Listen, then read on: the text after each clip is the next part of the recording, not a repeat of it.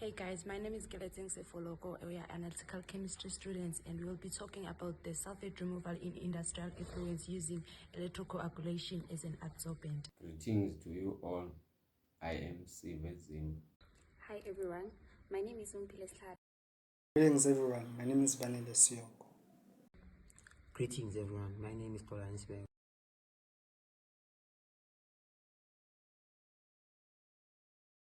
Our research is about sulfate removal in industrial effluent using electrocoagulation sludge as an adsorbent. The problem is the excessive concentration of sulfate that harms the infrastructure of wastewater treatment plants. And in this research, we present the application of electrocoagulation sludge as an adsorbent to remove sulfate from the industrial effluents before they are released back to the environment. Iron and aluminium cation as well as the cationic complexes are present in the sludge, causing the sulfate precipitation in water. The iron sheet is used as a sacrificial electrode in the electrocoagulation to produce the sludge. Recycling in biological waste is critical for preserving our ecology.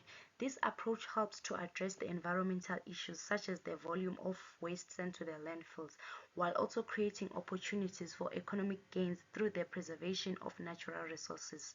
These resources, which are mentioned as timber, water, mineral, as well as improve their security through the use of domestic resources. The recovery of enhanced commodities from the garbage is unquestionable and one of the most important phases of waste management. Electrocoagulation has found to be the most effective method for removing sulfate by producing precipitant, adsorbent, and coagulants from the zinc, iron, and aluminium using the sacrificial electrode. Water composition, pH, and redox potential all affect the removal procedure in the electrocoagulation. I'll be talking about the apparatus. The apparatus consists of the electrocoagulated cell, which is the reactor, anodes, and the cathodes, which are both inert, power supply, control panel, and pumps. For the apparatus to work at optimum condition, the pH has to be at 6, contact time 20, applied voltage at 15 voltage. Initial concentration of the reactant should be at 50 parts per million. Methodology: for preparation of the sludge or adsorbent from a corrugated iron using electrocoagulation system. First, you have to collect the wastewater from the battery industry. Then the percentage of the composition of battery wastewater is removed by the electrocoagulation process and discharge limit. Dry the sludge or adsorbent obtained after electrocoagulation for roughly 8 hours at about 105 degrees Celsius. Then crush the adsorbent and store it in a desiccator. The second part is batch adsorption experiment. It is performed in a 600 ml aluminium flask filled with 500 ml of water containing the preferred sulfate concentration. Shake the flask containing varying concentrations of adsorbent in a shaker for 120 minutes. Then find the effect of pH on sulfate removal using adsorbent doses of 400 mg for sulfate concentrations of 100 mg per liter. While keeping the adsorbent dose constant at 400 g per 500 ml, perform the adsorption isotherm test with varying sulfate concentrations ranging from 100 to 250 mg per liter. Then after, use the concentrations in solutions before and after adsorption to compute the quantity of sulfate absorbed. That part is for adsorption isotherms and kinetic studies. Find the effect of contact time on sulfate removal, then determine the kinetic parameters using pseudo first order and pseudo second order models. Lastly, for preparation of sludge or adsorbent for reusability, the sludge that are used as an adsorbent is regenerated using an acid or a base treatment. After each adsorption cycle, the adsorbent is washed with deionized water 5 times and re-dried in an oven set at 80 degrees Celsius for the adsorption of sulfate in the next cycle. Solution overview. When iron and aluminium electrodes mix with water, they create a useful sludge. This sludge then acts like a sponge, absorbing sulfates from industrial effluent. The sludge positive charges grab onto sulfate pollutants, allowing complete removal. The sludge's sponge-like texture will then make it super effective to soak up sulfates.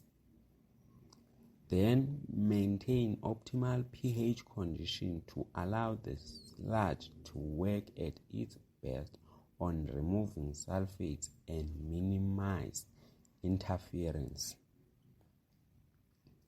This process ensures that sulfates are locked for good, preventing them from leaking back into the environment.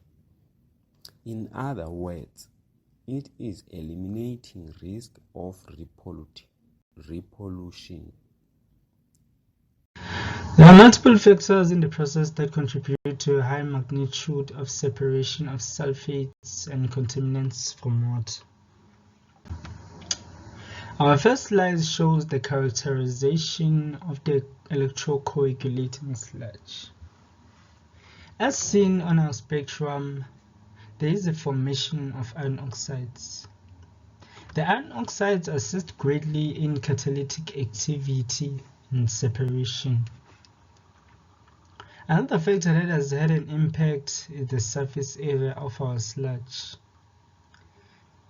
As seen on table 2, a larger surface area provides numerous sites for adsorption. Graph A and B display the optimal conditions for separation. The two graphs highlight that sulfate removal is most effective at lower pH levels. The efficiency tends to decrease as the pH increases. Additionally, moderate concentrations appear to optimize the removal process. Table 1 summarizes the factors in numeric data. We see that a staggering 99% separation of sulfates from industrial effluent was achieved, and a high separation of 95% was obtained from the synthetic effluent. The adsorbent can be used through 4 cycles. It is cleaned with deionized water and dried for a period of 4 hours. This demonstrates the recyclability of the adsorbent, which minimizes wastewater treatment costs. In conclusion, EC sludge produced by the electrocoagulation process was successfully used to remove more than 95% of the sulfate in industrial effluent and synthetic sample at low pH. Therefore, the water is returned to the environment for people, animals, and plants.